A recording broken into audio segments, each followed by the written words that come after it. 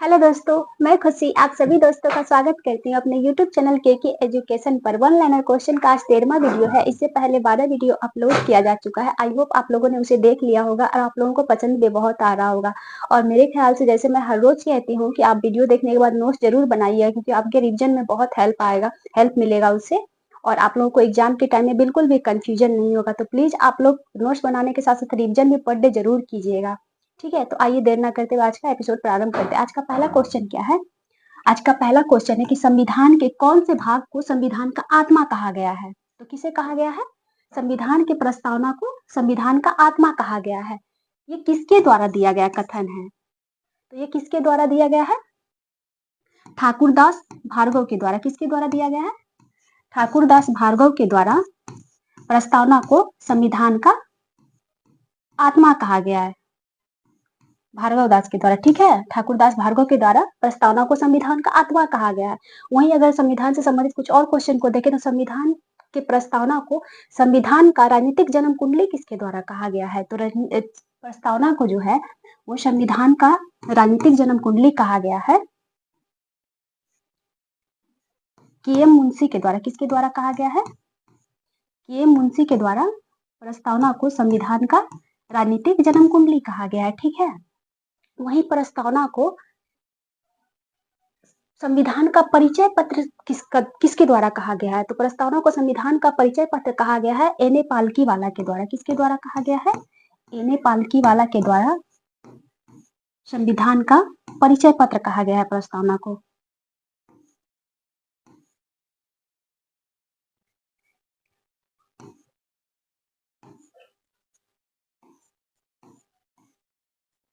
पालकीवाला के द्वारा। ठीक है, तो संविधान का आत्मा कहा गया है प्रस्तावना को ठाकुरदास भार्गव के द्वारा। वहीं संविधान का राजनीतिक कुंडली कहा गया है के.एम. मुंशी के द्वारा। और संविधान का परिचय पत्र कहा गया है प्रस्तावना को किसके द्वारा? एन के पालकीवाला के द्वारा। किसके द्वारा कहा गया? एन के पालकीवाला के द्वारा। आइए कुछ और क्वेश्चन देखते हैं।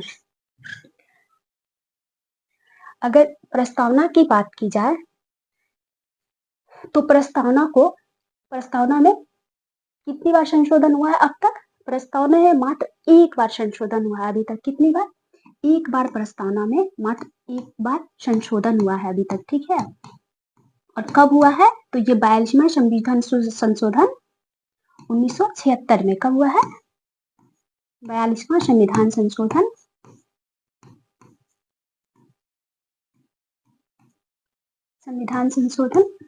1976 को।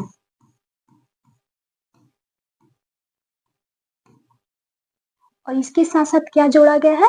इसके साथ साथ जोड़ा गया था समाजवादी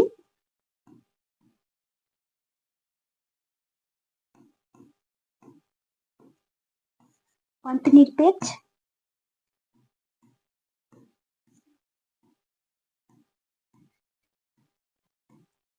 तथा अखंडता।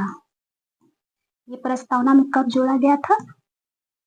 तो ये 3 वर्ड जोड़ा गया था 42वां संविधान संशोधन 1976 के द्वारा। प्रस्तावना में समाजवादी पंथ निरपेक्ष और अखंडता शब्द को जोड़ा गया था। ठीक है, और ये अलाउ कब किया गया था कि आप प्रस्तावना में संशोधन कर सकते हैं? तो केशवानंद भारती बनाम केरल राज केस जब हुआ था।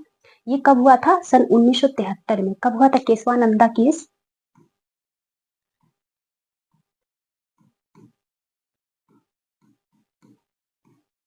केशवानंदावाद जो है ये हुआ था सन 1973 में। ठीक है, और इसी में सुप्रीम कोर्ट ने निर्णय दिया था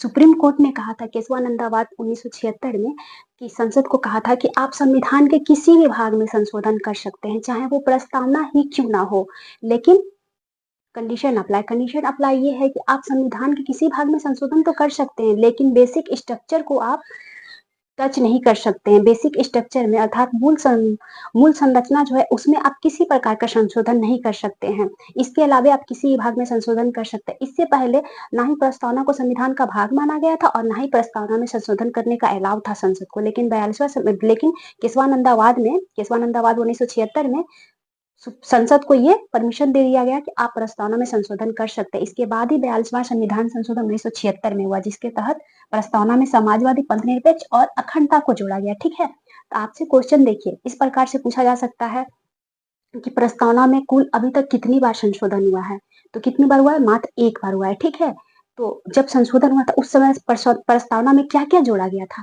तो प्रस्तावना में जोड़ा गया था समाजवादी, पंथनिरपेक्ष और अखंडता, ये 3 वर्ड को जोड़ा गया था। ठीक है, वहीं अगर आपसे पूछ सकता है कि प्रस्तावना को संविधान का राजनीतिक कुंडली किसके द्वारा कहा गया है, तो प्रस्तावना को संविधान का राजनीतिक कुंडली कहा गया है के.एम. मुंशी के द्वारा। किसके द्वारा कहा है, के.एम. मुंशी के द्वारा। प्रस्तावना को संविधान का आत्मा किसके द्वारा कहा गया है, तो प्रस्तावना को संविधान का आत्मा कहा गया एन.ए. पालकीवाला के द्वारा। किसके द्वारा कहा गया, एन.ए. पालकीवाला के द्वारा प्रस्तावना को संविधान का आत्मा कहा गया है। ठीक है, वहीं आपसे पूछा जा सकता है कि प्रस्तावना को जन्म कुंडली किसके द्वारा कहा गया है, तो प्रस्तावना को संविधान का कुंजी कहा गया अर्नेस्ट वर्कर के द्वारा। किसके द्वारा कहा गया है, अर्नेस्ट वर्कर के द्वारा संविधान को प्रस्तावना की कुंजी प्रस्तावना को संविधान का कुंजी कहा गया है। क्या कहा गया है, तो संविधान का कुंजी कहा गया है प्रस्तावना को। किसके द्वारा कहा गया है, तो ये वर्ड कहा गया है अर्नेस्ट वर्कर के द्वारा। किसके द्वारा कहा गया है, अर्नेस्ट वर्कर के द्वारा ये वर्ड कहा गया है। ठीक है, कि प्रस्तावना जो है वो संविधान का कुंजी है। वही किसके द्वारा ये कथन कहा गया है प्रस्तावना के संबंध में कि प्रस्तावना जो है वो दीर्घकालिक स्वप्नों का विचार है, ये किसने कहा है, तो ये कहा है ए.के. स्वामी अय्यर के द्वारा। किसके द्वारा कहा गया है, ये कहा गया है ए.के. स्वामी अय्यर के द्वारा। ठीक है, क्या कहा गया है, तो कहा गया है प्रस्तावना जो है वो दीर्घकालिक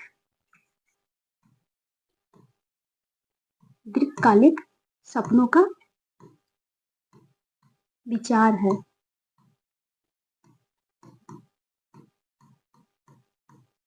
सपनों का विचार है। ठीक है, ये कथन किसके द्वारा कहा गया है कि प्रस्तावना संविधान का दीर्घकालिक देखा हुआ सपनों का विचार है, तो ये कहा गया ए.के. स्वामी अय्यर के द्वारा। किसके द्वारा कहा गया है,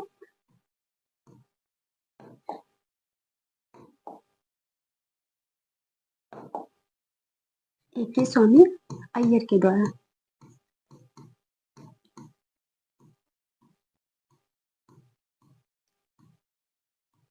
अय्यर के द्वारा कहा गया है। ठीक है, तो आइए नेक्स्ट क्वेश्चन देखते हैं। आई होप आप लोगों ने इसे नोट डाउन कर लिया होगा। नेक्स्ट क्वेश्चन क्या है, ओहो इसी में तो क्वेश्चन था अभी ना।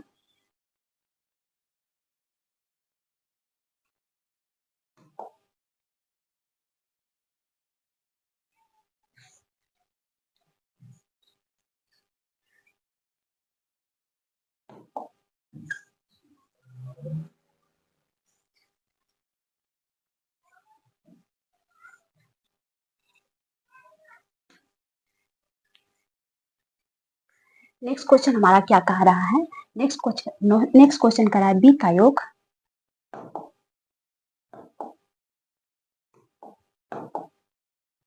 वित्त आयोग के अध्यक्ष व सदस्यों की नियुक्ति किसके द्वारा की जाती है, तो वित्त आयोग के अध्यक्ष और सदस्यों की नियुक्ति की जाती है राष्ट्रपति के द्वारा। किसके द्वारा की जाती है, राष्ट्रपति के द्वारा। आइए इससे संबंधित कुछ और क्वेश्चन देखते हैं। ठीक है, अभी वर्तमान में 16वां वित्त आयोग का गठन हो चुका है। कैवा, 16वां वित्त आयोग का गठन हो चुका है। 16वें वित्त आयोग का जो अध्यक्ष है वो कौन है, 16वें वित्त आयोग के अध्यक्ष हैं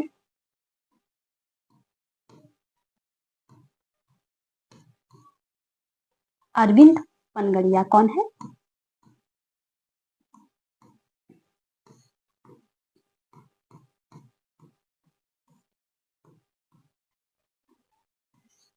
अरविंद पनगड़िया 16वें वित्त आयोग के अध्यक्ष हैं। ठीक है, वहीं अगर आपसे पूछ लिया जाए कि 15वें वित्त आयोग के अध्यक्ष कौन थे, तो 15वें वित्त आयोग के अध्यक्ष थे एन.के. सिंह। कौन थे, एन.के. सिंह थे।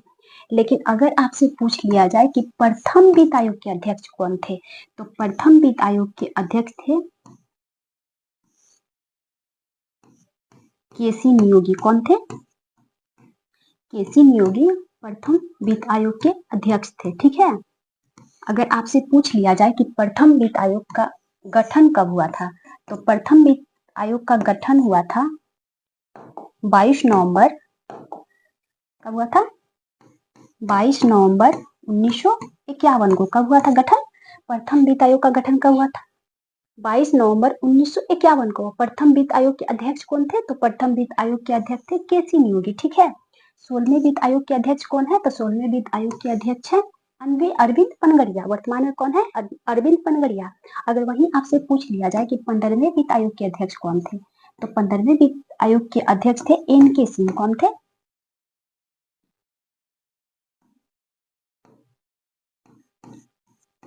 एन.के. सिंह थे। ठीक है। 15वें वित्त आयोग के अध्यक्ष एन.के. सिंह थे।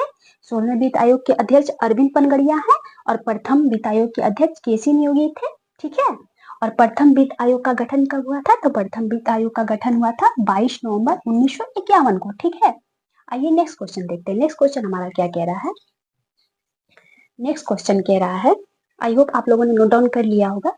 अगर नोट डाउन नहीं कर पाए होंगे तो वीडियो रिपीट करके देख लीजिएगा, क्योंकि मैं तो मिटा दी। आइए देखते हैं क्या कह रहा है कि प्रत्येक 2 वर्ष बाद राज्यसभा के कितने सदस्यों को सेवानिवृत्त किया जाता है? तो कितने सदस्यों को सेवानिवृत्त किया जाता है? 1/3 सदस्यों। कितने? 1/3 सदस्य को। कितने वर्षों में? प्रत्येक 2 वर्षों में राज्यसभा के 1/3 सदस्य को सेवानिवृत्त कर दिया जाता है। यानी कि प्रत्येक 2 वर्ष में राज्यसभा में चुनाव होता है और इतने सदस्य को सेवानिवृत्त कर दिया जाता है, फिर इतने ही सदस्य को लिया जाता है। ठीक है। ये प्रक्रिया कहाँ से लिया गया है? तो ये प्रक्रिया लिया गया है दक्षिण अफ्रीका से। कहाँ से लिया गया है? दक्षिण अफ्रीका के संविधान से लिया गया है। ठीक है। राज्यसभा में सदस्यों का निर्वाचन प्रक्रिया कहाँ से लिया गया है? दक्षिण अफ्रीका से। वहीं राज्यसभा में 12 सदस्यों का राष्ट्रपति के द्वारा मनोनयन भी किया जाता है। ठीक है। अलग अलग क्षेत्र में पारंगत जो हासिल किए होते हैं अपनी, मतलब उस क्षेत्र के विशिष्ट लोगों को मनोनयन किया जाता है। किसके द्वारा? राष्ट्रपति के द्वारा। कितने सदस्यों को? 12 सदस्यों को। किस सभा में? तो राज्यसभा में। ये प्रक्रिया कहाँ से लिया गया है? तो 12 सदस्यों का मनोनयन जो है राष्ट्रपति द्वारा 12 सदस्यों का मनोनयन की प्रक्रिया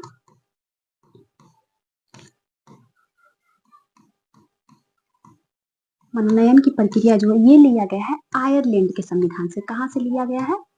आयरलैंड के संविधान से ये प्रक्रिया लिया गया है। ठीक है। अगर आपसे क्वेश्चन पूछ लिया जाए कि किस सदन में, मतलब लोकसभा में कि राज्यसभा में राष्ट्रपति के द्वारा 12 सदस्यों का मनोनयन किया जाता है, तो राज्यसभा में। ठीक है। लोकसभा में नहीं, राज्यसभा में 12 सदस्यों का मनोनयन किया जाता है। किसके द्वारा किया जाता है? तो राष्ट्रपति के द्वारा किया जाता है। ठीक है। ये प्रक्रिया कहाँ से लिया गया है? तो ये प्रक्रिया लिया गया आयरलैंड के संविधान से। अगर वही आपसे पूछ लिया जाए कि राज्यसभा में सदस्यों का निर्वाचन जो होता है, ये प्रक्रिया कहाँ से लिया गया है? तो ये प्रक्रिया लिया गया है दक्षिण अफ्रीका से। कहाँ से लिया गया है? दक्षिण अफ्रीका से। ठीक है। और राज्यसभा में जो सदस्यों की नियुक्ति होती है, निर्वाचन होता है, ये करता कौन है? तो ये करता है विधानसभा का एमएलए। विधानसभा के सदस्यों द्वारा किया जाता है। ठीक है। किसके द्वारा किया जाता है? विधानसभा के सदस्यों द्वारा किया जाता है। ठीक है। आइए नेक्स्ट क्वेश्चन देख रहे हैं। नेक्स्ट क्वेश्चन क्या कह रहा है? राज्यसभा में सदस्यों का संख्या कितना होता है अधिकतम? तो राज्यसभा में सदस्यों का अधिकतम संख्या होता है 250। कितना होता है? 250 होता है। ठीक है। आइए नेक्स्ट क्वेश्चन देखते हैं। नेक्स्ट क्वेश्चन हमारा क्या कह रहा है? नेक्स्ट क्वेश्चन कह रहा है कि राज्यसभा में पहले विपक्ष नेता कौन थे? तो राज्यसभा में पहले विपक्ष नेता थे श्याम नंदन मिश्रा। कौन थे? श्याम नंदन मिश्रा थे राज्यसभा में पहले विपक्ष के नेता। और कब बनाया गया था? तो ये बनाया गया था सन 1969 में। ठीक है। कब बनाया गया था? सन 1969 में। अगर वही आपसे पूछ दिया जाए कि लोकसभा में प्रथम विपक्ष का नेता कौन था, तो लोकसभा में प्रथम विपक्ष का नेता था राम सुभग सिंह। कौन था? राम सुभग सिंह। ये प्रथम लोकसभा में विपक्ष का नेता था। ठीक है। इसे कब नियुक्त किया गया था? तो इसे भी किया गया था सन 1969 में, और ये प्रथम था। ये कहाँ का था? तो ये लोकसभा का था। ठीक है। और लोकसभा के विपक्ष का नेता बनने के लिए क्या योग्यता होना चाहिए? तो लोकसभा में उसका कम से कम 1/10 सदस्य होना जरूरी है। कितना? 1/10 सदस्य होना जरूरी है। 1/10 सदस्य जिसके पास रहेगा वही लोकसभा में विपक्ष का नेता बन पाएगा। ठीक है। तो वर्तमान में वर्षों बाद कोई विपक्ष का नेता बन पाया है। तो वर्तमान में लोकसभा में विपक्ष का नेता कौन है? वर्तमान में लोकसभा का विपक्ष का नेता है राहुल गांधी। कौन है? राहुल गांधी वर्तमान में विपक्ष का नेता है लोकसभा में। ठीक है। इन्हें 1/10 मत प्राप्त हो चुका है लोकसभा में, इसीलिए ये लोकसभा में विपक्ष का नेता बन पाए हैं। ठीक है, तो प्रथम कौन थे? प्रथम थे राम सुभग सिंह। वही राज्यसभा के प्रथम विपक्ष का नेता कौन थे? तो राज्यसभा में विपक्ष का प्रथम नेता थे श्याम नंदन मिश्रा। ठीक है, आइए नेक्स्ट क्वेश्चन देखते हैं। नेक्स्ट क्वेश्चन हमारा क्या कह रहा है? नेक्स्ट क्वेश्चन कह रहा है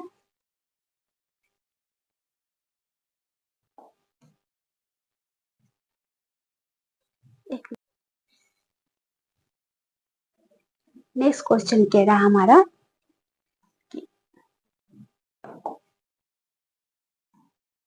संयुक्त राष्ट्र सुरक्षा परिषद में कितने अस्थायी सदस्य देश होते हैं? तो संयुक्त राष्ट्र सुरक्षा परिषद में कुल अस्थायी सदस्य देशों की संख्या है 10। कितने हैं?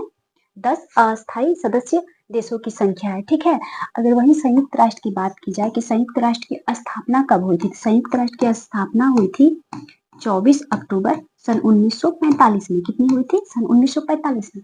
अगर संयुक्त राष्ट्र की बात की जाए तो इसमें अगर कुल देशों की संख्या आपसे पूछ ली जाए तो कुल देशों की संख्या होती है 15। कितनी होती है? 15 होती है, जिसमें 5 सदस्य देश अस्थायी होते हैं। कितने होते हैं?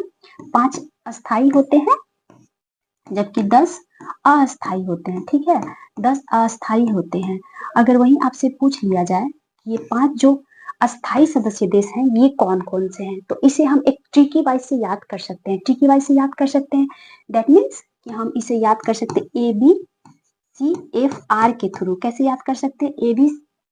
ABCFR के थ्रू। कैसे? ए से हमारा हो जाएगा अमेरिका। क्या हो जाएगा? ए से अमेरिका हो जाएगा। एक मिनट रुकिए, कलर चेंज कर लेते हैं। अमेरिका हो जाएगा। बी से आपका ब्रिटेन या फिर यूनाइटेड किंगडम हो जाएगा। ठीक है, बी से ब्रिटेन या यूनाइटेड किंगडम। वहीं अगर सी से बात की जाए तो सी से चीन हो जाएगा, और एफ से फ्रांस हो जाएगा, एंड आर से रूस हो जाएगा। तो ये हमारा संयुक्त राष्ट्र सुरक्षा परिषद में 5 अस्थायी देश हो गए। कौन कौन से हो गए? अमेरिका हो गया, यूनाइटेड किंगडम जिसे ब्रिटेन भी कहा जा सकता है, तो America, United kingdom, China, France और रूस, ये 5 अस्थायी सदस्य देश हैं। कहाँ के? तो संयुक्त राष्ट्र सुरक्षा परिषद के। वही 10 देश जो हैं वो अस्थायी हैं। ठीक है, जो 2-2 वर्षों के लिए चुना जाता है। तो क्या संयुक्त राष्ट्र सदस्य देशों में कभी भारत चुना गया है? जी बिल्कुल। भारत कितनी बार चुना जा चुका है अभी तक? तो भारत जो है अस्थायी रूपों में 8 बार कुल सदस्य देशों की भूमिका निभा चुका है। कितनी बार? 8 बार। इस बार पाकिस्तान को चुना गया, इस बार भारत को नहीं, क्योंकि भारत अभी कार्यकाल अपना पूरा ही किया है। तो भारत कितने बार अस्थायी सदस्य देशों की सदस्यता को ग्रहण कर चुका है? 8 बार। अस्थायी सदस्य कितने हैं संयुक्त राष्ट्र सुरक्षा परिषद के? 5। कौन कौन से हैं? America, United kingdom, France, China and रूस। ठीक है, इनका कार्यकाल अस्थायी होता है, कभी भी ये लोग निकलते नहीं है। ठीक है, और इन्हीं अस्थायी सदस्य देशों के पास वीटो पावर होता है। ठीक है, जैसे कोई मुद्दा हुआ संयुक्त राष्ट्र सुरक्षा परिषद में, उस मुद्दे के लिए वोट हो रहा है। ठीक है, कोई मुद्दा, मान लीजिए पाकिस्तान को आतंकवादी देश घोषित करना है। ठीक है, इसके लिए अगर वोटिंग हो रहा है तो मान लीजिए सारा देश इस बात के सपोर्ट के लिए मतदान अपना किया कि हाँ ठीक है भाई, उस देश को, पाकिस्तान को आतंकवादी देश को, चाहे किसी भी देश को, छोड़िए हम पाकिस्तानी क्यों बोले, किसी भी देश को, चाहे किसी भी सदस्य को लेके देख लीजिए आप कि मान लीजिए फलाना सदस्य है, कोई सदस्य एक्स है। ठीक है, उसको आतंकवादी घोषित करना है, तो सारे देश इसके सपोर्ट में मतदान किया कि हाँ ठीक है भाई, एक्स व्यक्ति जो है उसे आतंकवादी घोषित करना चाहिए। लेकिन अगर सारे देश 193 सदस्य देश है संयुक्त सुरक्षा परिषद में, लेकिन अगर 192 सदस्य भी उसमें मतदान कर दिए, और जिसके पास, जैसे 5 देश, जो 5 अस्थायी देश है उनके पास वीटो पावर है, अगर एक भी वीटो कर दिए कि नहीं मैं नहीं चाहता कि उस एक व्यक्ति को आतंकवादी घोषित किया जाए, तो उसे नहीं घोषित कर सकता है कोई भी देश। ठीक है, तो ये होता है वीटो पावर का अपना एक अलग ही क्षमता है। ठीक है, वीटो पावर भारत के पास नहीं है, केवल अस्थायी सदस्य देशों के पास ही भारत वीटो पावर है। ठीक है, अगर वहीं हम अंतरराष्ट्रीय न्यायालय की बात करें, कि पहला तो आप ये जान लीजिए कि अंतरराष्ट्रीय न्यायालय का हेड क्वार्टर कहाँ है। तो अंतरराष्ट्रीय न्यायालय का head quarter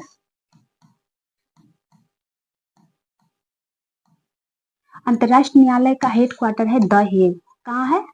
the Hague. The Hague कहाँ पड़ता है? तो द हेग पड़ता है नीदरलैंड में। कहाँ पड़ता है? नीदरलैंड में। अंतरराष्ट्रीय न्यायालय जो है उसमें कितने कुल न्यायाधीश होते हैं? तो इसमें न्यायाधीशों की संख्या है 15। कितने हैं? 15। 15 कुल न्यायाधीश होते हैं। एक न्यायाधीश का कार्यकाल कितने साल का होता है? तो एक न्यायाधीश का कार्यकाल होता है 9 वर्षों का। कितने वर्षों का? 9 वर्षों का।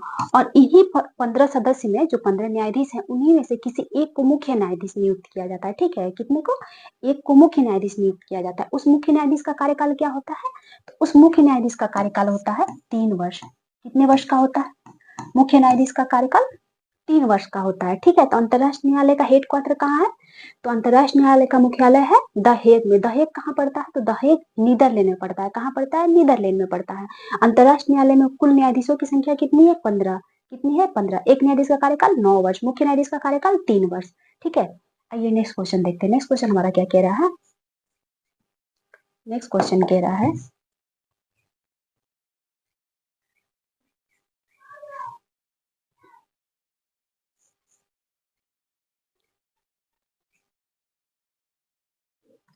दाब बढ़ाने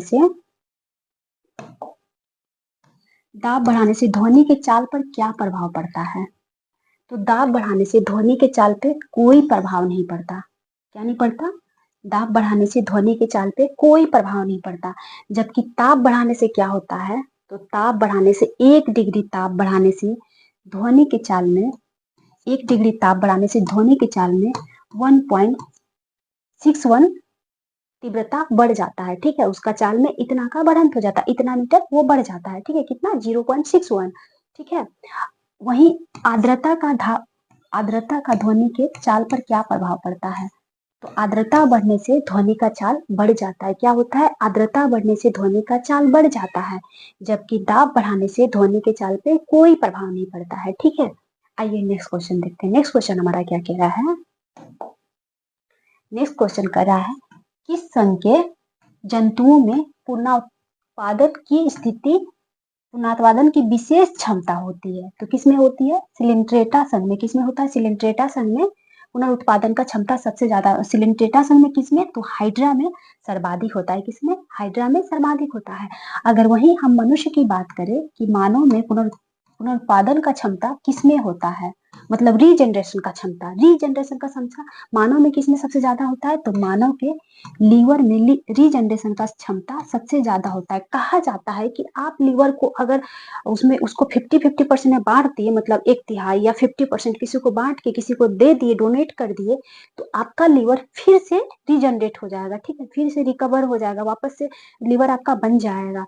जबकि कोई और पार्ट में ऐसा बिल्कुल नहीं होता। अगर ऐसा भी कहा जाता है, अगर मान लीजिए लीवर में आप बीचों बीच चाकू मार दिए, तो लीवर अपना जगह फिर से पुनरुत्पादन के द्वारा, रीजनरेशन के द्वारा ठीक कर सकता है, रिकवर कर सकता है, जबकि दूसरा अंग ऐसा नहीं कर सकता है। ठीक है, वहीं एक क्वेश्चन पूछा जाता है कि सबसे कम रीजनरेशन पावर किसमें होता है? मानव के किस अंग में रीजनरेशन पावर सबसे कम होता है, मतलब ना के बराबर होता है?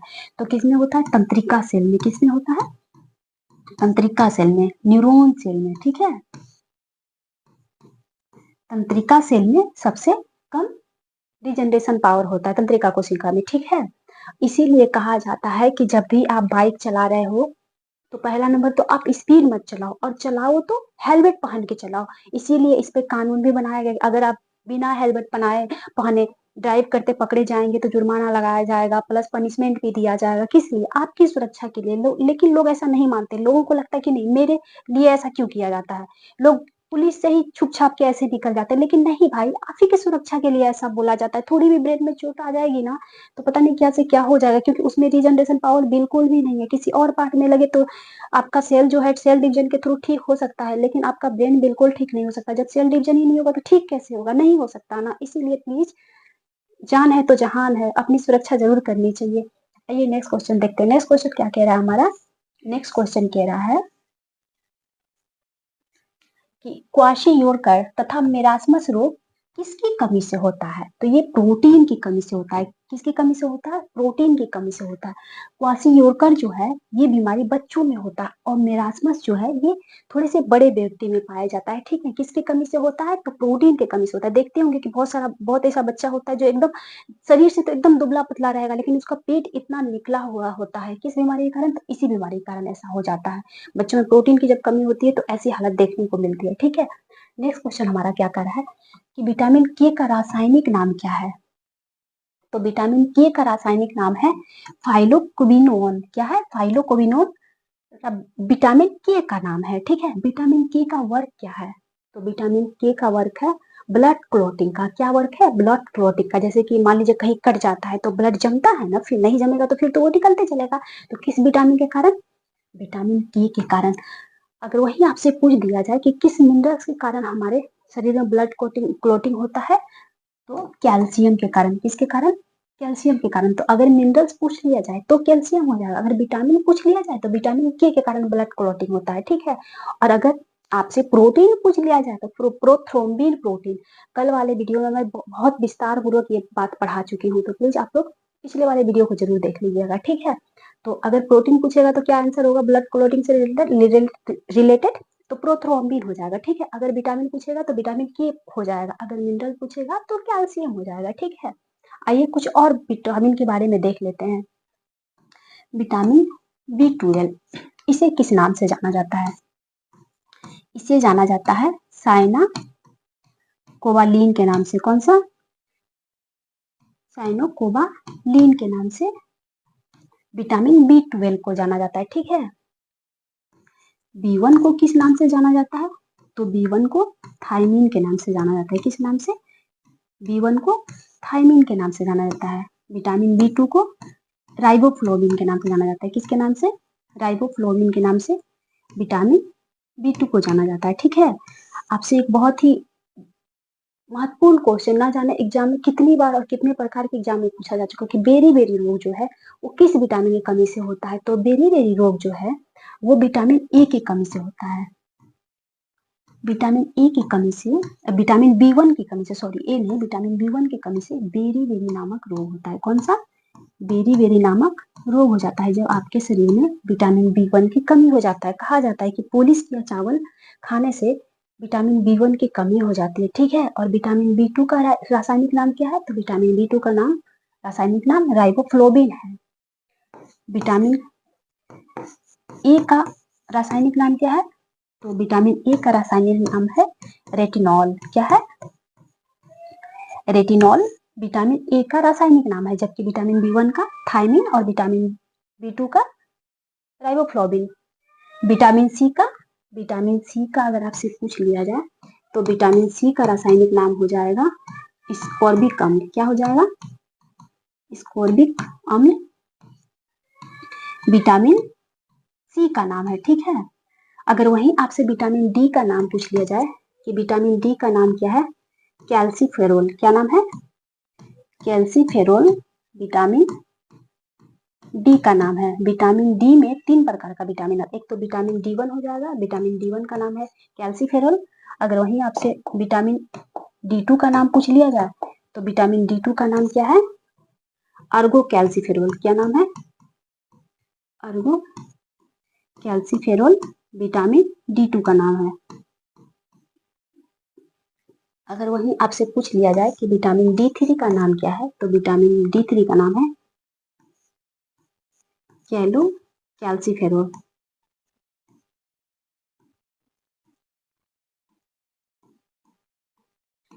कैलो कैल्सीफेरोल विटामिन D3 का नाम है। तो मैं एक बार फिर से रिविजन कर रही हूँ, शायद आप लोगों को पढ़ने में थोड़ी दिक्कत होगी। तो विटामिन B1 का रासायनिक नाम है थायमिन, विटामिन B2 का रासायनिक नाम है riboflavin, vitamin B vitamin A का रासायनिक नाम है रेटिनॉल। क्या नाम है? रेटिनॉल। विटामिन B1 की कमी से कौन सी बीमारी होती है? विटामिन B1 की कमी से बेरी बेरी नामक रोग होता है। विटामिन ए की कमी से कौन सा बीमारी होता है? तो विटामिन ए की कमी से रतौंधी, जिसे नाइट ब्लाइंडनेस भी कहा जाता है। और जीरोथेलेपिया किससे होता है? तो जीरोथेलेपिया में भी बीमारी होता है विटामिन ए की कमी से, और रतौंधी विटामिन ए की कमी से होता है। ठीक है, आइए विटामिन सी का नाम देखते हैं। तो विटामिन सी का रासायनिक नाम क्या है? स्कोर्बिक अम्ल। कौन सा? विटामिन सी का रासायनिक नाम स्कोर्बिक अम्ल। ठीक है, विटामिन डी का नाम, रासायनिक नाम क्या है? तो विटामिन डी का नाम कैल्सीफेरोल है। क्या है? कैल्सीफेरोल। विटामिन D2 का अर्गो कैल्सीफेरोल। विटामिन D3 का, तो विटामिन D3 का कैलो कैल्सीफेरोल। क्या है? कैलो कैल्सीफेरोल विटामिन D3 का नाम है। ठीक है, आइए नेक्स्ट क्वेश्चन देखते हैं। नेक्स्ट क्वेश्चन हमारा कह रहा है भारतीय मानक समय रेखा भारत के कितने राज्यों से गुजरती है? तो भारत के कुल 5 राज्यों से भारत के मानक समय रेखा गुजरती है। भारत का मानक समय रेखा क्या है? तो 82.5 डिग्री पूर्वी देशांतर है। क्या है? 82.5 डिग्री पूर्वी देशांतर है। ठीक है। और ये कहाँ से गुजरता है? तो ये गुजरता है आपका मिर्जापुर के नैनी नामक जगह से। ये मिर्जापुर कहाँ पड़ता है? तो मिर्जापुर जो है आपका यूपी में। ठीक है। मिर्जापुर के नैनी से 82.5 डिग्री पूर्वी देशांतर गुजरता है, जिसे भारतीय मानक समय रेखा कहा जाता है। और कितने राज्यों से गुजरता है? 5 राज्यों से। ये 5 राज्य कौन कौन से हैं? तो ये 5 राज्य आपके इस प्रकार से हैं: उत्तर प्रदेश, आंध्र प्रदेश, उड़ीसा, उड़ीसा हो जाएगा आपका। इसके बाद छत्तीसगढ़ और मध्य प्रदेश। ठीक है। कौन कौन सा 5 राज्य हो जाएगा? यूपी, आंध्र प्रदेश, उड़ीसा, छत्तीसगढ़ और मध्य प्रदेश। इन 5 राज्यों से भारत का मानक समय रेखा गुजरता है। ठीक है। अगर वह आपसे पूछ लिया जाए कि 23.5 डिग्री कर्क रेखा भारत के कुल कितने राज्यों से गुजरता है? तो 23.5 डिग्री कर्क रेखा भारत के 8 राज्यों से गुजरता है। कितने राज्यों से गुजरता है? 8 राज्यों से। वो कौन कौन से राज्य हैं? तो वो हो जाएगा आपका राजस्थान, गुजरात, मध्य प्रदेश, छत्तीसगढ़, पश्चिम बंगाल, झारखंड, त्रिपुरा और एक मिजोरम हो जाएगा। तो कुल हमारा कितना राज्य हो गया? 8 राज्य। कौन कौन से? राजस्थान, गुजरात, मध्य प्रदेश, छत्तीसगढ़, पश्चिम बंगाल, झारखंड, त्रिपुरा, मिजोरम। इन 8 राज्यों से भारत के कर्क रेखा गुजरती है। कितने राज्यों से कर्क रेखा भारत के? 8 राज्यों से गुजरता है। ठीक है। और वहीं भारत का मानक समय रेखा भारत के 5 राज्यों से गुजरता है। कौन कौन से राज्य हैं वो? तो वो आपका हो जाएगा उत्तर प्रदेश, आंध्र प्रदेश, उड़ीसा, छत्तीसगढ़, मध्य प्रदेश। ठीक है।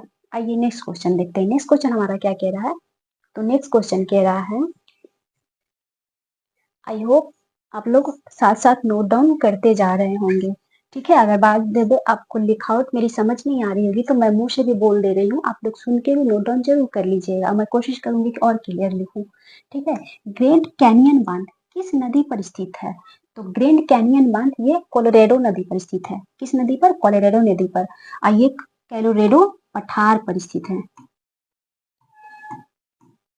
कोलोरेडो पठार पर स्थित है। ये कहाँ पड़ता है? तो ये है यूएसए में। कहाँ है? यूएसए यानी कि अमेरिका में स्थित है। ग्रेट कैनियन बांध कहाँ स्थित है? अमेरिका में। किस नदी पर? कोलोराडो नदी पर स्थित है। ठीक है। आइए कुछ और बांध को देख लेते हैं जिससे संबंधित क्वेश्चन एग्जाम में बार बार आता है। ठीक है। जाम्बेजी नदी के बहुत ही प्रसिद्ध बांध है। जाम्बेजी नदी पे कौन सा बांध स्थित है? तो जाम्बेजी नदी पर विक्टोरिया बांध है। कौन सा? विक्टोरिया। आसवन बांध बहुत बार एग्जाम में पूछा जा चुका। आसवन बांध किस नदी पर स्थित है? तो आसवन बांध आपका नील नदी पे हो जाएगा। किस नदी पे? नील नदी पर आसवन बांध स्थित है। ठीक है। अगर वहीं आपसे पूछ लिया जाए कि नियाग्रा जलप्रपात किस नदी पर स्थित है? तो नियाग्रा जलप्रपात सेंट लॉरेंस नदी पर स्थित है। किस नदी पर? सेंट लॉरेंस नदी पर स्थित है।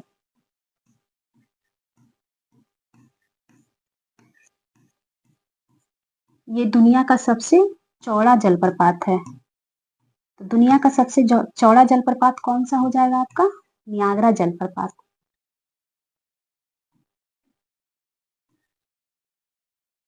नियाग्रा जलप्रपात दुनिया का सबसे चौड़ा जलप्रपात है। किस नदी पर स्थित है? सेंट लॉरेंस नदी पर। किस नदी पर? सेंट लॉरेंस नदी पर।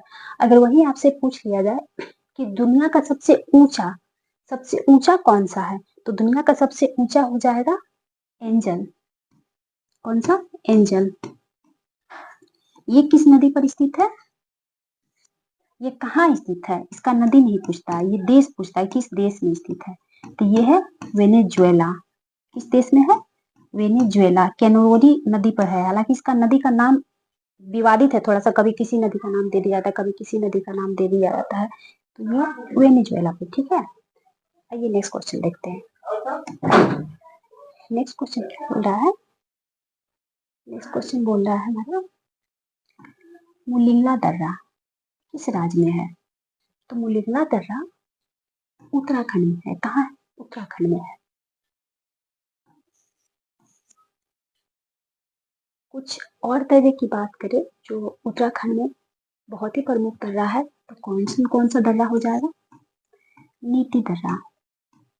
ये कहाँ स्थित है? नीति दर्रा उत्तराखंड में। माना दर्रा, ये कहाँ स्थित है? तो माना दर्रा भी उत्तराखंड में स्थित है। लिपुलेख दर्रा, लिपुलेख दर्रा ये कहाँ स्थित है? तो ये भी उत्तराखंड में स्थित है। तो उत्तराखंड में कितने कुल दर्रे के नाम बता चुकी हूँ मैं? 4 दर्रा। कौन सा? मुलिंगला दर्रा, नीति दर्रा, माना दर्रा, लिपुलेख दर्रा, ये सारे दर्रा उत्तराखंड में स्थित है। आइए कुछ और दर्रा को देखते हैं, जैसे कि जिलेपला दर्रा। कौन सा? जिलेपला दर्रा ये कहाँ स्थित है? तो ये सिक्किम में स्थित है। कहाँ स्थित है? सिक्किम में। नाथुला दर्रा ये कहाँ स्थित है? तो ये भी सिक्किम में स्थित है। ठीक है, जिलेपला दर्रा और नाथुला दर्रा ये दोनों सिक्किम में स्थित है। कहाँ स्थित है? सिक्किम में स्थित है। ठीक, आइए नेक्स्ट क्वेश्चन को देखते हैं।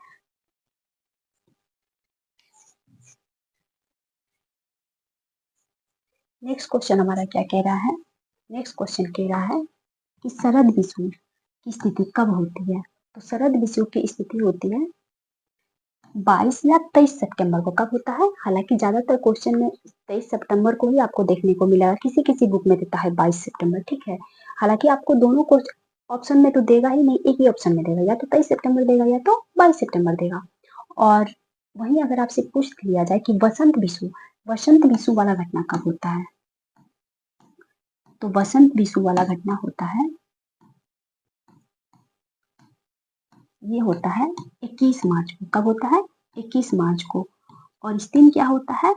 इस दिन पूरे गोलार्ध पे, उत्तरी गोलार्ध हो चाहे दक्षिण गोलार्ध हो, पूरे गोलार्ध पर दिन और रात का समय बराबर होता है। क्या होता है? ये दोनों दिन को दिन और रात का समय बराबर होता है। ठीक है, दिन और रात बराबर होता है। तो आपसे पूछ लिया जाए कि दिन और रात बराबर वाली घटना किस तारीख को होता है? 23 सितंबर, 21 मार्च, दोनों, या इनमें से कोई नहीं? तो उसका आंसर हो जाएगा दोनों, क्योंकि 21 सितंबर और 23 सितंबर या 22 सितंबर और 21 मार्च दोनों को दिन रात पूरी गोलार्ध पर बराबर होता है। ठीक है, अगर वहीं आपसे पूछ लिया जाए कि उत्तरी गोलार्ध पर सबसे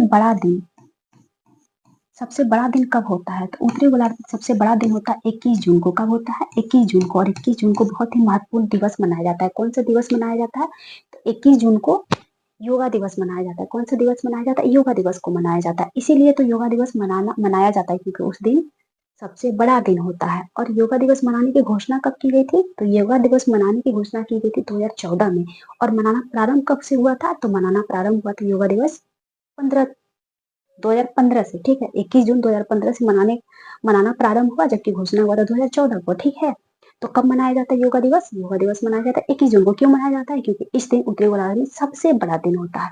अगर वहीं आपसे क्वेश्चन घुमा के पूछ लिया जाए कि उत्तरी गोलार्ध में सबसे छोटा रात किस दिन होता है, तो कॉमन सी बात है, अगर 21 जून को सबसे बड़ा दिन होता है तो उसी दिन सबसे छोटा रात हो जाएगा। अगर वहीं आपसे क्वेश्चन पूछ लिया जाए कि दक्षिणी गोलार्ध में सबसे बड़ा दिन कौन सा दिन होता है, किस तारीख को, तो दक्षिणी गोलार्ध की अगर बात किया जाए आपसे, दक्षिणी गोलार्ध में सबसे बड़ा दिन कब होता है? तो दक्षिणी गोलार्ध में सबसे बड़ा दिन होता है 22 दिसंबर को। कब होता है? 22 दिसंबर को। तो वही अगर आपसे पूछ लिया जाए कि पलटा के क्वेश्चन आपसे, देखिए ऐसे भी पूछा जा सकता है कि उत्तरी गोलार्ध में सबसे छोटा दिन किस दिन होता है, तो कॉमन सी बात है, अगर दक्षिणी गोलार्ध में 22 दिसंबर को सबसे बड़ा दिन होता है तो 22 दिसंबर को सबसे छोटा दिन हो जाएगा उत्तरी गोलार्ध में। अगर वहीं आपसे क्वेश्चन पूछ लिया जाए कि दक्षिणी गोलार्ध में सबसे छोटा दिन कब होता है, तो जब 21 जून को उत्तरी गोलार्ध में सबसे बड़ा दिन होता है, तो उसी दिन 21 जून को ही दक्षिणी गोलार्ध में सबसे छोटा दिन हो जाता है। ठीक है, इसका अपोजिट हो जाता है। ठीक है, तो 21 मार्च और 23 सितंबर को दिन रात बराबर वाला घटना होता है, और 21 जून को उत्तरी गोलार्ध में सबसे बड़ा दिन होता है। ठीक है, और उत्तरी गोलार्ध में सबसे छोटा रात होता है 21 जून को, ठीक है। जबकि दक्षिणी गोलार्ध में सबसे बड़ा दिन होता है 22 दिसंबर को और सबसे छोटी रात दक्षिणी गोलार्ध में 22 दिसंबर को होती है, ठीक है। तो आई होप आप लोग समझ गए होंगे और नोट डाउन भी कर लिए होंगे। आइए नेक्स्ट क्वेश्चन देखते हैं। नेक्स्ट क्वेश्चन हमारा क्या कहता है, कवियों का कवि किसे कहा जाता है। तो कवियों का कवि जो है वो किसे कहा जाता है, वो कहा जाता है श्यामशेर बहादुर को। किसे कहा जाता है, शमशेर बहादुर को। किसे कहा जाता है, शमशेर बहादुर को कवियों का कवि कहा जाता है, ठीक है। आइए नेक्स्ट क्वेश्चन देखते हैं। नेक्स्ट क्वेश्चन हमारा क्या कह रहा है, किस सिख गुरु ने अकाल तख्त की स्थापना करवाई थी। तो किस सिख गुरु ने अकाल तख्त की स्थापना करवाई थी, गुरु हरगोविंद ने। किसने करवाई थी, गुरु हरगोविंद के द्वारा अकाल तख्त की स्थापना की गई थी। और ये जो है ये सिख धर्म के 6वें गुरु हैं। कै नंबर के हैं, 6ठे नंबर के ये सिख गुरु हैं। तो प्रथम सिख गुरु कितने थे, तो पहले तो मैं आपको ये बता दूं कि सिख धर्म में कुल 10 गुरु हुए थे। कितने, 10 गुरु हुए थे। इसके बाद आदि ग्रंथ को ही गुरु का दर्जा दे दिया गया था, ठीक है। तो सिख धर्म में कुल 10 गुरु थे। प्रथम गुरु कौन थे, तो सिख धर्म का स्थापना किया गया था गुरु नानक के द्वारा। किसके द्वारा किया गया था, गुरु नानक के द्वारा किया गया था। ये सिख धर्म के प्रथम थे। दूसरे कौन थे, दूसरे थे अंगद, सिख धर्म के दूसरे थे। तीसरे कौन थे, तीसरे थे अमरदास। कौन थे, तीसरे अमरदास थे, ठीक है। चौथे कौन थे, चौथे थे रामदास। कौन थे, चौथे रामदास थे। मैं सबसे संबंधित क्वेश्चन में महत्वपूर्ण बताते चलूंगी, पहले नाम लिख ले रही हूँ 10 गुरु का। रामदास। पांचवे कौन थे, तो पांचवे थे अर्जुन देव। अर्जुन देव कौन थे, अर्जुन देव थे। छठे कौन थे, तो छठे तो अभी मैं जस्ट बताई गुरु हरगोविंद। सातवें कौन थे, तो सातवें थे हर राय। कौन थे, हर राय थे। आठवें कौन थे, आठवें थे हरकृष्ण। कौन थे, हरकृष्ण थे। नौवे कौन थे, नौवे थे तेग बहादुर। तेग बहादुर थे, ठीक है। 10वें कौन थे, गुरु गोविंद सिंह। कौन थे, गुरु गोविंद सिंह थे। ये 10वें गुरु थे, ठीक है। आइए बताते हैं। देखिए सिख धर्म का स्थापना तो प्रथम गुरु नानक के द्वारा किया गया था। सिख धर्म के प्रथम गुरु कौन थे, गुरु नानक। इन्हीं के द्वारा सिख धर्म की स्थापना की गई थी, ठीक है। लंगर व्यवस्था को प्रारंभ तो ये किए थे, लेकिन उसे कंटिन्यू किसने रखा था, तो उसे कंटिन्यू गुरु अंगद देव ने रखे थे। कौन रखे थे, गुरु अंगद देव, जो सिख धर्म के दूसरे गुरु थे। अगर आपसे वही पूछ लिया गुरुलिखी लिपि जो है उसको किसने लाया था, तो गुरुलिपि लिखी जो है वो लाए थे अंगद ने। किसके द्वारा लाया था, गुरुमुखी लिपि। तो गुरुमुखी लिपि ये सिख धर्म का लिपि है, ठीक है। गुरुमुखी लिपि किसका है, सिख धर्म का है। गुरुमुखी लिपि को लाया था अंगद। अंगद कौन थे, सिख धर्म के दूसरे गुरु। वहीं अगर हम अमरदास की बात करें तो अमरदास जो है वो सिख धर्म के तीसरे गुरु थे। रामदास की बात करें तो रामदास सिख धर्म के चौथे गुरु थे, ठीक है। और इन्हीं को अकबर द्वारा, अमरदास को अकबर द्वारा, जो मुगल सम्राट थे, इनके द्वारा 500 बीघा जमीन दिया गया था। कितना दिया गया था, 500 बीघा जमीन दिया गया था। तो एक क्वेश्चन पूछा जाता है कि अकबर द्वारा किस सिख गुरु को 500 बीघा जमीन दान में दिया गया था। तो 500 बीघा जो जमीन है वो दान स्वरूप दिया गया था सिख गुरु के चौथे गुरु अमरदास को। किसको दिया गया था, सिख धर्म के चौथे गुरु अमरदास को अकबर के द्वारा 500 बीघा जमीन दान में दिया गया था। उसी जमीन पर आज के डेट में स्वर्ण मंदिर का निर्माण किया गया, ठीक है। स्वर्ण मंदिर का निर्माण हालांकि 5वें गुरु अर्जुन देव के द्वारा ही किया गया था, ठीक है। हरबिंदर उस समय नाम था उस मंदिर का, लेकिन बाद में उस मंदिर का नाम स्वर्ण मंदिर रखा गया था, ठीक है। किसके द्वारा रखा गया था, अंग्रेजों के द्वारा। वहीं आपसे पूछा जाता है कि स्वर्ण मंदिर पर सोना किसके द्वारा चढ़ाया गया था, तो स्वर्ण मंदिर पर जो सोना का आवरण है वो चढ़ाया गया था अजीत सिंह के द्वारा, रंजीत सिंह के द्वारा। किसके द्वारा चढ़ाया गया था, रंजीत सिंह के द्वारा सोना का आवरण चढ़ाया गया था स्वर्ण मंदिर पर। इससे पहले सोना का आवरण नहीं था, तो रंजीत सिंह के द्वारा स्वर्ण मंदिर पर सोना का आवरण चढ़ाया गया था। और स्वर्ण मंदिर नाम किसके द्वारा दिया गया था, अंग्रेजों के द्वारा दिया गया था। किसके द्वारा दिया गया था, अंग्रेजों के द्वारा। इससे पहले क्या नाम था, हरविंदर था, ठीक है। इससे पहले उस मंदिर का नाम था, ठीक है। और इस मंदिर की स्थापना किसके द्वारा किया गया था, सिख धर्म के 5वें गुरु अर्जुन देव के द्वारा किया गया था। आदि ग्रंथ की रचना किसके द्वारा किया गया था, तो आदि ग्रंथ का संकलन भी किया गया था सिख धर्म के 5वें गुरु अर्जुन देव के द्वारा। किसके द्वारा किया गया था, सिख धर्म के 5वें गुरु अर्जुन देव के द्वारा किया गया था, ठीक है। एक क्वेश्चन बहुत ही इंपॉर्टेंट पूछा जाता है कि अर्जुन देव की हत्या किस मुगल साम्राज्य के द्वारा करवा दिया गया था? तो गुरु अर्जुन देव की हत्या जो है वो करवा दिया गया था जहांगीर के द्वारा। किसके द्वारा करवा दिया गया था? जहांगीर के द्वारा, क्योंकि जहांगीर के बेटे को जो है वो सिख धर्म के 5वें गुरु अर्जुन देव के द्वारा शरण दे दिया गया था। इसी से गुस्सा होकर जहांगीर जो है वो सिख धर्म के 5वें गुरु अर्जुन देव की हत्या करवा दी थी। कब करवाई थी? तो ये करवाई थी 1606 ईस्वी में। कब करवाई थी? 1606 ईस्वी में करवाई थी। ठीक है, कब करवाई थी? 1606 में। ठीक है, वही अगर 7वें गुरु की बात करें, 7वां गुरु से कुछ इंपॉर्टेंट क्वेश्चन नहीं है, एक क्वेश्चन पूछा जाता है 8वें गुरु से हर किसी से। ठीक है, कि किस सिख धर्म के किस गुरु की मृत्यु जो है वो चिकन पॉक्स के कारण हो गया था। ठीक है, किसके कारण हो गया था? चिकन पॉक्स के कारण हो गया था। माता रानी जिसे कहा जाता है वो होने के कारण से हो गया था। किसका उस कारण मृत्यु हो गई थी? तो हरि कृष्ण की मृत्यु हो गई थी। किसका? हरि कृष्ण की मृत्यु चिकन पॉक्स के कारण हो गया था। ठीक है, नौवें गुरु से संबंधित एक क्वेश्चन पूछा जाता है कि किसकी हत्या औरंगजेब के द्वारा करवा दी गई थी? तो सिख धर्म के 9वें गुरु गुरु तेग बहादुर की हत्या औरंगजेब के द्वारा करवा दी गई थी। इसका रीजन क्या था? तो इसका रीजन ये था क्योंकि इन्होंने इस्लाम धर्म मानने से इनकार कर दिए थे। इनको कहा गया था कि आप इस्लाम धर्म को स्वीकार कीजिए, और तेग बहादुर जो है वो इस्लाम धर्म को स्वीकार करने से सीधा मना कर दिए। इसीलिए इनकी हत्या करवा दी गई थी औरंगजेब के द्वारा। कब करवाई गई थी? तो इनकी हत्या करवाई गई थी 1675 में। कब करवाई गई थी? तेग बहादुर की हत्या करवा दी गई थी 1675 में। जबकि अर्जुन देव की हत्या करवा दी गई थी जहांगीर के द्वारा 1605 में। और तेग बहादुर की हत्या कब करवाई गई थी? 1675 में। ठीक है, 10वें गुरु गुरु गोविंद सिंह के से संबंधित एक बहुत ही महत्वपूर्ण क्वेश्चन पूछा जाता है कि सिख धर्म के किस गुरु का जन्म पटना में हुआ था? सो सिख धर्म के 10वें गुरु गुरु गोविंद सिंह का जन्म जो है वो पटना में हुआ था। कब हुआ था? तो इनका जन्म हुआ था 1666 में। कब हुआ था? 1666 में सिख धर्म के 10वें गुरु गुरु गोविंद सिंह की जन्म पटना में हुई थी। ठीक है, कब हुई थी? पटना में हुई थी 1666 में। आइए नेक्स्ट क्वेश्चन देखते हैं।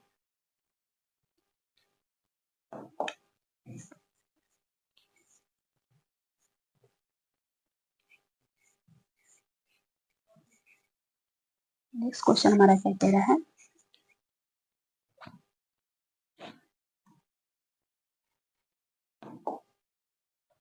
मगध साम्राज्य के किस शासक को श्रेणिक के नाम से जाना जाता है? तो किस शासक को श्रेणिक के नाम से जाना जाता है? बिंबिसार को। किसे जाना जाता है? बिंबिसार को श्रेणिक के नाम से जाना जाता है।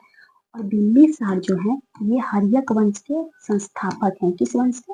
हर्यक वंश के संस्थापक है। तो एक बहुत ही महत्वपूर्ण क्वेश्चन पूछा जाता है कि हर्यक वंश के संस्थापक कौन है? तो हर्यक वंश के संस्थापक हैं बिंबिसार। ठीक है, कौन है? बिंबिसार है। और इन्हें ही श्रेणिक के नाम से जाना जाता है। किस नाम से जाना जाता है? श्रेणिक के नाम से जाना जाता है। एक बहुत ही महत्वपूर्ण क्वेश्चन हर्यक वंश से और पूछा जाता है, कुनिक के नाम से किसे जाना जाता है? तो कुनिक के नाम से अजात शत्रु को जाना जाता है। किसे जाना जाता है? अजात शत्रु को। अजात शत्रु को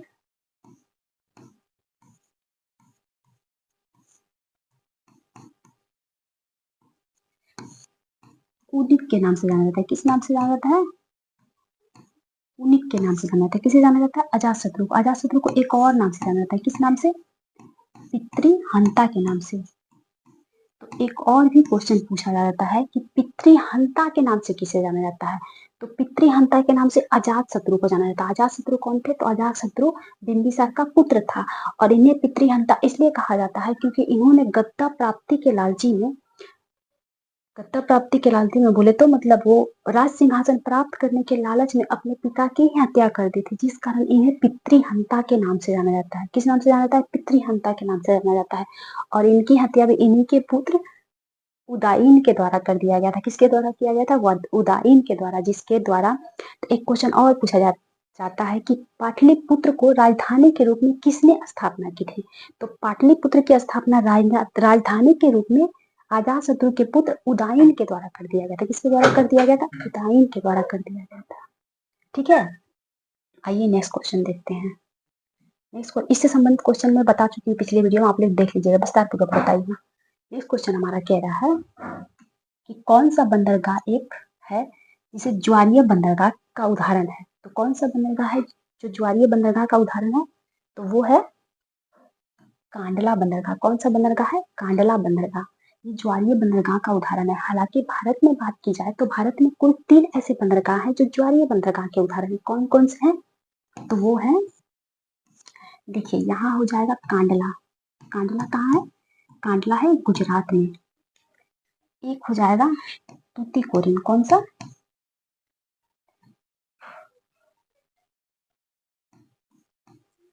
तूतीकोरिन। तूतीकोरिन या तूतीकोरिन कहा जाता है। ये कहाँ है? तमिलनाडु में। कौन सा बंदरगाह? तूतीकोरिन। तूतीकोरिन बंदरगाह तमिलनाडु में। इसी को मत्स्य बंदरगाह के नाम से भी जाना जाता है। एक है कोलकाता बंदरगाह। कौन सा? कोलकाता बंदरगाह। ये भी ज्वारीय बंदरगाह का एग्जाम्पल है। तो भारत में कुल कितने बंदरगाह हैं ज्वारीय बंदरगाह का उदाहरण? तो 3 बंदरगाह। कौन कौन सा? कांडला बंदरगाह, तूतीकोरिन बंदरगाह और एक कोलकाता बंदरगाह। तो कांडला बंदरगाह जो है इसे वर्तमान में किस नाम से जाना जाता है? इसे जाना जाता है वर्तमान में पंडित दीनदयाल के नाम से, पंडित दीनदयाल उपाध्याय के नाम से। इसका वर्तमान नाम क्या बदल के रख दिया गया है? दीनदयाल उपाध्याय। वहीं अगर कोलकाता बंदरगाह की बात की जाए तो इसका नाम बदल के रख दिया गया है श्यामा प्रसाद मुखर्जी। श्यामा प्रसाद मुखर्जी के नाम से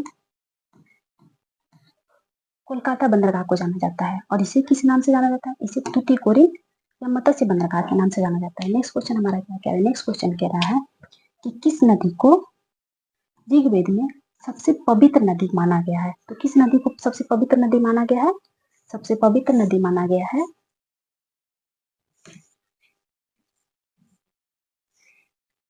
सरस्वती को। किसे? सरस्वती को। सरस्वती को एक और नाम से जाना जाता है। किस नाम से? नदीमता के नाम से।